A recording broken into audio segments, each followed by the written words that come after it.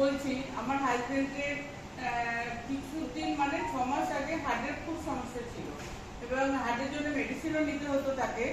কিন্তু আমি এই রেস্টিস থেকে প্রোডাক্ট খাওয়ানোর পরে এই 2 মাস হয়নি, জাস্ট এই 17 তারিখে 1 মাস পূর্ণ হলো।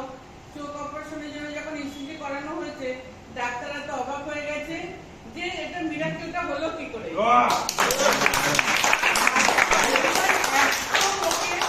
তাকে কোনো মেডিসিন নিতেই হচ্ছে না, শুধু ননি আর ফেক্সিডল, ব্যাস এই দুটোতেই। তাহলে আমাদের উদ্দেশ্য কি বলবেন? এই যারা মিথ্যুক নাকি না সত্যবাদী? সত্য, শিওর, একদম।